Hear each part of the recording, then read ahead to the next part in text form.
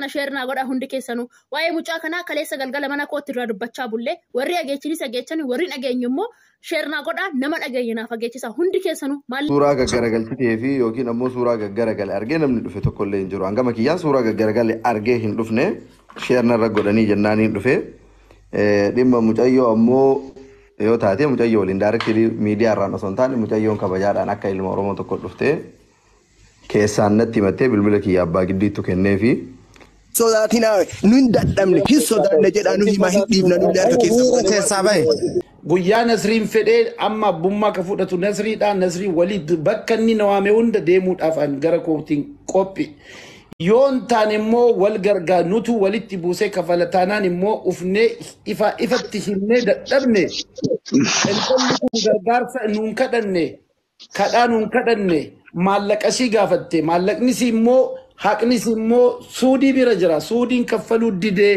kunoo nuti walitti baafnee aga dandeenyu haga hayyee ijoollee Oromoo akkam jirtu baga jiraatan viidiyoo tana sheernaa godhaa hundi keessanuu waa'ee mucaa kanaa kaleessa galgala mana kootti irraa dubbachaa bullee warri ageechini sageechani warri dhageenyu immoo sheernaa godhaa nama dhageenyinaaf ageechisa hundi keessanuu maallaqan baastanii sheernaa godhaa sheeriin sin irraa barbaada waan ta'eef keessattuu ijoolleen mana maadaamii jirtan shamarran biyya Arabaa viidiyoo tana sheera dongo inni biran darbin odoo duyiitiin godhin inni biran darbin mucaan asirraa argitan kun hoolaa altadalma Oromooti qabsaadhaa sabboonadha wanni inni hojjetu garuu diinni akkaana mangudu birrii huqubii jedhee ijoollee walitti qabee ani hanfanii natti himatan kan waraqaan natti ergame kan riisitiin natti ergame kan sagalee natti ergame ijoollee sadii dhaqee keessanillee gaafadheera obboleessa koo ebeloo kan jedhamurraa maallaqa hamma kana kan huqubii jettee fuutee ijoollee tana birrii kana deebisiif takkarraa birrii 7,500 dirhama 7,500 takkarraa dirhama 6,000 takkarraa dirhama 4,000 ijoollee tana maallaqa kana deebisennaan deebi miidiyaa irratti nagalabbati maal nagootanaan jedhe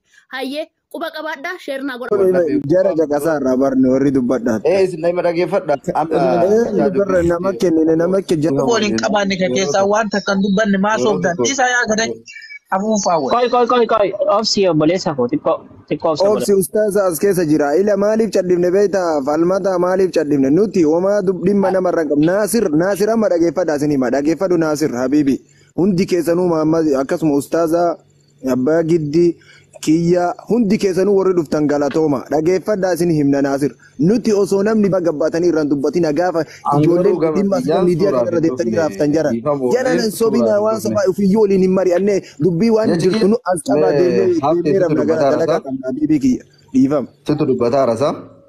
Ana dubbataara. Eeywaa amma jalqaba irratti jechaadha. Hangama keetitti dhufne pooyintiin jalqabaa gama keetitti illee waan dhufuufi waan si gaafadhutu jira. Abbaa Giddiitii fi Ahmadii fi Nuuraddiin Ifaarraa ammoo waan qulqulleeffatuu qabu qulqulleeffatuutti jira. Siigalee inni jalqabaa suuraa gaggaragalchitee fi yookiin ammoo suuraa gaggaragale argee namni dhufe tokkollee hin jiru. Hangama kiyyaan suuraa gaggaragale argee hin dhufne sheerna irra godhanii jennaan hin dhufe dhimma mucayyoo ammoo yoo taate mucayyoo waliin daarektilii miidiyaa irraan osoo hin taane mucayyoon kabajaadhaan akka ilma Oromoo tokko dhufte keessaan natti himattee bilbila kiyya Abbaa Giddiittu kennee fi gaafadheefillee ammoo wanta kittiin jala sararee anam Abbaa Giddiitii fi Shee Ahmadii fi warra as jirtan kanatti illee himuu barbaadu yoo dhugama onnee irraa buqama Oromummaa yoo taate girgirrii miidiyaatiif maal osoo hin taane namummaan namatti dhagamee yoo ka hojjetamu taate yoo danda'an suudii irraa fuudhu yoo dadhaban akka Oromootii walitti guuranii mucayyoo sana qarqaaranii galchuudha. Tokko. Isinillee warri mana kana keessa wal geettanii warri abbaa mana kanaa dabalatee mucaa nama dubbate kunillee jechuudha. Namni kamiyyuu akka ilma Oromoo tokkotti namummaan nama dhagaamee wal gargaaruu danda'a. Garuu ani fakkeenyaaf akka Nasriititti ilma tokko qabbaa obsinaan jedhama. Gaafa daa'imni kiyya kun birrii namaa hate anatu irraa kafala yookaan ammoo nama lubbuu qabu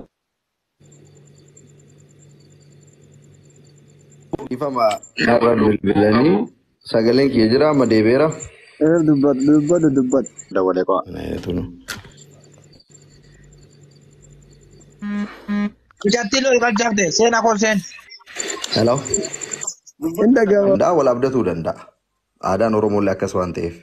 Sanarra darbee garuu suuraa namaa walitti qabanii gadi garagalchanii arrabsuun arrabsoo garaagaraa fayyadamuun suuraa namaa irra saree kaanii waan akkanaa fayyadamuun dhugama wal abdatuun Oromoo kun akkanaa fi bifa kanaan ibsama taanaan ani garuu akka Nasriititti namni waa na nyaate jira yoo jedhe Dubaay keessatti itti gaafatamummaa sa'aatii 24 keessatti fudhadha yeroo kamuu qophiidha. Garuu kanarra waan darbeen ebalu birrii fudhatti jedhanii hawaasa biyya tokko keessa jiraatu ka yoo namni du'e awwaalu ka cidha namaa dhaqee namarraa galchu ka rakkoo namaa namarraa baasu ka kaleessa namni meeqanu biraa hoo qabamee asii galu ummata gargaaraa ture warra amma isin suuraa keessa walitti guurtanii bifa kanaan arrabsitan kun waluma qabanii nama arrabsan taanaan ammoo gaafa sana lubbuu kiyya qofarraa itti gaafatamummaa fudhadha malee ilma namaa kamirraayyuu itti gaafatamummaa hin danda'u.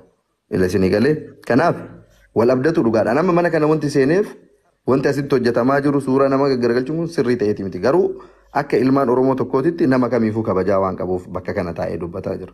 Si galee kanaaf yeroo tokko tokko wal abdatuun akka Oromootitti naamusa walii yoo ta'e nama kamuu waliin haasofsiisuu danda'a. Bakka daangaa naamusaa darbetti garuu namuu karaa isaa mijate waan barbaade godhuu danda'a. Dhugama seenaallee mucayyoon sun ammas jala jirti. Karaa kanaan ummata Dubaay guutuu walitti qabanii ijoollee amma isin as keessa guurtan kun guutuun namoota an kabajaa qabuufidha dhuunfaa kiyyattee caala. Anarra isin suuraa gaggargalchitanii ijoollee tanarraan dhiyeessu. Ummanni kunniin ummata kabajamaadha ummata dalagatu warra as keessa argaa jiru kun guutuun kiyyaa ta'ee Nuraddiin ta'ee Milkii ta'ee Shee Abdurrahmaan ta'ee Shee Ahmadiin ta'ee Abbaa Giddii ta'ee namoota dalagatanii nyaatanidha. Si galee tokko balleesseef ummata kana guutuu walitti qabdanii xiqqeessuun keessan an abbaa barbaade yoo ta'e naan ta'u hin fudhadhu. Dhimma waa'ee mucayyootii yoo deebine ammoo ummata kanaafillee irra deebi'ee asittillee isinitti hima bakka namoota 400 jirutti warra isin asii walitti qabdan kana guutuu isaaniitiif namoota an kabajaa qabuuf namoota dalagatanii jiraatanidha biyya Dubaay kana keessatti. Akka Oromootiin nuu gaafadhaa waan tokko isaan xiqqeessuu garuu hin qeebalu. Isa lammaffaatii isinii darba. Mucayyoon kabajaan dhuftee natti himattee an haga xumuraatitti mi'oota miidiyaatii fi maaliin osoo hin taane lafarratti itti fufa. Abbaan Giddii faatillee dhufanii asirrallee ibsa baasanillee dhiisanillee yoo dhuunfaa kiyya kophaa kiyyattillee ta'e yoo warra ammaas jiru kana waliin illee taate ijibbaata waan godhuu qabu kamiyyuu hin godha. Ka kana godhuuf garuu tokkoffaa mucayyoon keessaan dhuftee akka intala Oromootitti waan akkanaattu na mudatee na qarqaara waan jetteef malee waan suuraa kiyya irratti miidiyaa irratti suuraa kiyya gaggaragalchaniif waan namni arrabsoo fayyadameefi miti. Walumaa gala Abbaa Giddiitii fi Nuraddiitiif Shee Ahmadiin kan jedhoo jiraate miidiyaa kanarra isiniin jedha bakka isin waadaa galaartanitti. Keessaan guyyaa dhaabbataa qabadhaa ijibbaata xumuraa bakka shayni jirutti bakka warri as jiru kun jirutti qaamaan bilbilaanii miti. Shee Ahmadillee bilbila irraan kaasuu ka jettanii qaamaan guyyaa boqonnaa qabdanitti qabadhaa qaamaan bira dhaqnee gaafannee yoo arganne yoo dhabne ammoo mucatti hambaa maallaqa walii guurree galchina. Kana ka goonuuf Oromummaan dhugaallee bifa kana waan ta'eef dhufanii miidiyaa irratti maglacaa kennuu osoo hin taane Oromummaan dhugaa danda'an maallaqa mucayyoo gaafatanii wal gahanii wannaa godhu irraa fuudhuufi yoo dadhaban ammoo sii dadhabne jedhanii miidiyaa irra maglacaa kennuudhaa miti. Dhufanii walii guuranii waan argatan saniin mucayyoo hambaa tikeettii irraa muranii biyyatti akka galtu gochuudha. An kanuma jedha galatooma. Asirratti kaleessa engadda al tokkon dubbadha Abbaa Giddii. Hafte Wayye dhagayaa jira. sagaleen kiyyan dhagamaami. Hin dhagama dubbadha. Naasiriin faa gadi garagalchitan dhufe ani awwal marraa jechuudha.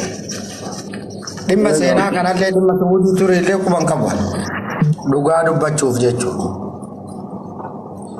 Gaafa isin dubbii san nu kennitanirraa Abbaa Giddiitiin taanee Naasir bira dhaqnee Naasiritti waan kana himne. Naasiris tole jedhee fudhatee wanni kun hin turameeyyuu durumaayyuu gama miidiyaa dhiisanii haala kanaan odoo dhufamee irra gaarii ture yaada jedhu nu dhiyeessee nullee itti gammannee kaanee Shee Abdurrashiid barbaanna jennee deemne dhugaa lafa jiru dubbannee Shee Abdurrashiidin gaafa amma 29 bakka eebba mana milkiitti ol argine gara nama 5 fi 5 ol hin ta'e haga nama 7 ga'utti bakka tokko teennee irratti haasofne daayirektii mana dhaqna jennee milkiin illee waliin haasofne Naasiriin Hudii argachuu hin dandeenye Suudiin dhimma dhuunfaa emerjensii ta'eef deemaa jira. Hin danda'u walitti naa beekamaa jira. Nuuradii haasaa keessatti. Qoy dhiifama hojii Naasir. No. Normaali irra godhadhuutiin taa'aase. Yoo dandeessi abbaan manaa tuyyuu viidiyoodhaan bani taa'aase. Suuraa kam kaase? Taa jirra. Yaada Naasir maaliif ibsachuu dide ka jedhullee kaasee ture.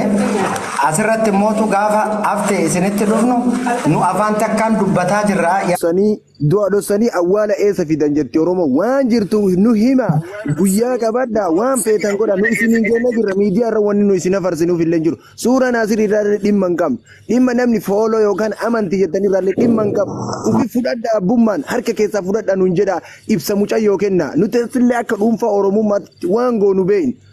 Dhimma namarraa suura haasa'uu hin qabne yookaan suura nama miidhaaf asirra hin finne maqaan isin hin tuqamin maqaan gosa namni yoo du'eef ilmaan sikkoo mandootiif du'e osoo jedhee namni himatu asirraa suuraa kaasaa jechuun suura Naasirii irraa dhimma hin qabu yookaan suura abbaa giddii osoo namni biyya san keessa jiru biyyi teenna maqaan maa tuqama arse maa tuqa maqaan tuqamatu kana nu gochisiise malee dhimma namarraa hin qabu waan akka dhuunfaa hafteetii yaaqee hujii qaba osoo deemee rafee mirga qaba ganama dalagachuuf lafaa kaa jedha geeffadha mirga hattuu ofirra goobsitanii kaatanii akkas goonaa dhiisaa dhimma jiru nu hima yaaki deemnee ramna maal wal sodaata yaaki baadi badaa dhiirti takka malee lama dubbatu yaaki waan jiru fudhadhaa yoo barbaadan ajjeesaa dhimma irraa hin qabu waan akka hafteetii. Qoyka mira keessaa ba'e. Aboo mannaatiin sodaatinaa nu hin dadhabne hin sodaanne jedhaa nu himaa hin dhiibna nu illee harka keessaa ba'e. Indee An deebi'aa kennuuf yeroo tokko dhiifama. deebiyyuu nu kennina dhugaan isii gargaaruudhaaf osoo isin jirtan Naasir nama akka lubbuu kiyyaatti jaalladhe Naasir jechuun ana ijoolleen qeerroon Dubaay guutuun ija baay'ee dhiira ta'anii dhalachuudha du'u wayyaa. Haftee. Kotti suuraa garagalchuu keessanirraa komii tokko qaban gama kootiin abbaa giddiitti yoo na xiqqaate malee natti nu dhummaatu maaliif osoo wanti kun hin ta'in dura baatii dura intalli keessaa natti dubbattee ragaa natti ergitee maal jettee jirti komii kanarraa isheerraa hin qabu intalli kun na gargaaraa jedhaan jirtu intalli kun haqasii gaafataa jirti birriisii mana namaa distii xaragdee hojjettee saamamtee gaafachaa jirti malee na gargaaraa jettee suuraan garagalchine suuraa kamiyyuu nama kamuu Kaisin immoo suuraa abbaa giddii garagalchitan ka abbaa giddiin dubbadhaan abbaa giddii ka garagalchitan otoo adaachi keessa jirtu maaliif intala kanaaf birmachuu baatte atuu isaa wajjin wal qunnamtii qabda wal beekta walumaan kana dalagaa kan jedhudha miirri kuni malee ajibbaata kan koo akka hin taane nin beeka ibbatti. Kanaa jennaan anuu saalfadheetan hojii muddama guddaa keessa osoo hin jiru hojii sana isee Nuraddiin waliin ta'ee guyyaa lama hojiitti isee olii gadi fiigeera. Haqee Nuraddiin wajjin taanee Nasri Anoolee fudhannee Sheekh Abdirrashiidiin fudhannee mana dirasii mana isaan deemnee kadhannee jennaan nan deemaa nan jarjaraa boritti naa qaba maarree jedhee waa hedduu dubbatee ishii boritti haa ta'u miira keessaa inni isaa ba'u jennee kan inni akka intinitti kan inni dubbatu maaliif miidiyaatti na baasanidha. Wanti kun immoo osoo miidiyaatti hin bahin dura dhagahee jira. Hadha baatii meeqa intalli kuni bohaa jirti intalli dubartiin tokko mana namaa hojjettee waan argatte waan haqasii ati osoo namni sin dhagahinuu fiigdee deebisuu fi qabda haqasiin boossu eeguun qabdu. Ammas carraan jiraa erga jedhe immoo Nasriin immoo wanta kontinu jarjarsu hin jiru. Guyyaa Nasriin fedhee amma abbummaa ka fudhatu Nasriidhaan Nasrii walii bakka inni nawaame hunda deemuudhaaf gara kootiin qophi. Yoon taane immoo wal gargaar nutu walitti buusee kafalataanaan immoo ufnee ifatti himnee dadhabne. Intalli kun gargaarsa nuun kadhanne kadhaa nuun kadhanne maallaqashii gaafatte maallaqnis immoo haqnis immoo suudii bira jira suudiin kaffaluu didee kunoo nuti walitti baafnee aga dandeenyu haga nu dandeessise in kafallaaf ka ta'u kana. Naasir meeqoo takkitti waa dubbadhaa asumarratti olumatti qabdanii nuuf laattanii akkuma hafteen dubbate nuu namni dhimma kana itti gara tokko foyitiif deemne dubbachaa jiru. Tokkoof irrattanillee yaanni kiyya akkuma amma hafteen jedhe gaafa suuraa keessa finnee fayyadamnu jibbiisa keessan qabaanne yookiin isin diqqabadha. Akka amma reeftan ol seentanii ani achi keessan jiru ani maalidha waan jedhamu kana dhiisa. Ol hubadhaa keessaan. Ol hubaate wanta biyyaan biyyatti galtee yaalamtuuni goosisaa fi. Abboo jala falmata dubbii gabaabsi ganamni jala gala chaarjii illee narra dhubataa jirti jedha waa'ee faannee cufuu gaaniidha. Dhageeffadha dubbii walirra qabaan deemina naasi. Haftee qonni yoo na caayataa inni fayyadu. Isa kanarratti naasiri isin kanarra nu hojjedha yaada gabaabaa kanarra walii galaati yoo amma immoo mucaa kanarraa kafanna jedha. Fagiyaanillee gaafadheefii jira. Dubbiin reefuu mucaan haftee jedhamu dubbattee dubbii hagammaa warri as keessa jiruuf warri Dubaay dubbateerrallee dubbiin naa ta'e dubbii keeti. Tokkoffaa akka Oromootitti jette. Lammaffaa akka Arsiititti illee yoo ta'e sababa kanaaf namni maqaan namaa wanti ka'uuf hin jiru waan jedhu kaaste. Ani walumaa galatti abbaa dhugaa rabbitu beeka. Fakkeessaaf miidiyaa gubbaa dhufanii maglacaa kennuun hiikaa takka hin qabu. Yoo hojjetan waan haqa qabu lafarratti hojjetudha. Yoo hojjennee dhiisudha. Tokkoffaa namni jaarsummaa dubbatu nama jaarsummaa waliin dubbatu tokko sagalee isaa waraabaa miidiyaa gubbaa akka baasu taate namni sun akka sillu xubatu goota.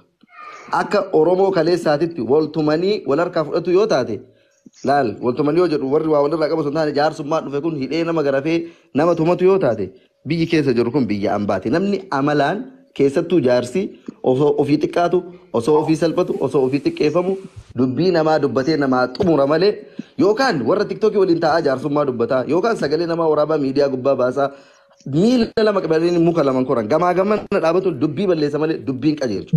Suudiif abbaan giddii Nuuraddiiniif abbaan giddii mucaa dawwalanii sagalee isaa waraabanii kasilaa yoona dubbiin kun qaata xumuramu sagalee isaa waraabanii miidiyaa gubbatti mucayyoodhaa erganii miidiyaa gubbaa bahe. Qoy na dhageeffadhu bannaati isaatiillee na dhageeffadhuun xumuraa.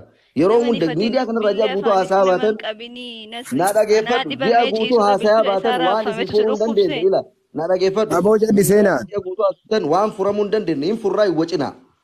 Hin dhumata wanti hin dhumanne hin jiru. Siigalee garuu waca miidiyaati yoo taate ji'a tokko guutuu wacame hin dhumanne bu'aa tokko illee hin buusne.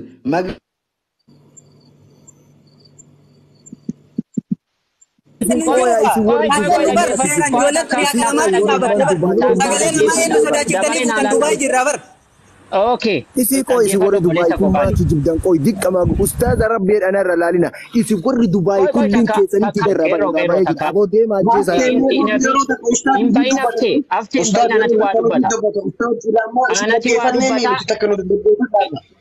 no dhaggeeffannee isa sidin in laalla qot waan hin danda'u jedheera in teenyamma wonatti gaafadhaan tala yoo barbaade waan hojjetee nutti hime nutti hin dhaggeeffannaa namni si baasan jiru sabboona na dhaggeeffadha eela sinitti nima dhaggeeffadha waa'ee Nasriin garee sana keessa hin jiru jedhe ani sagalee Nasriin dhageenya achi keessa ammallee seenaa akkuma inni jedhe keessa ilaalennaa keessa hin jiru milkiin keessa jira fakkeenyaaf hin dubbanne garee sana keessatti sooyyee kiilolee haati mana nyaataa fakkeenyaaf keessa jirti hin dubbanne isheen achi keessatti waa'ee isa sana eelaa sinitti nima laan abu eenyudha isaan maqaan isaanii sheekni sun ofii koo bilbilee gaafadhennaan erga miidiyaa irra baasaniiti miidiyaa irratti haa fudhatanii jedhe ennaan abbaan giddii achirratti yaada laatee yaada kennannee nutis nama sadii moo nama afur qofadha kan achirratti dubbatu.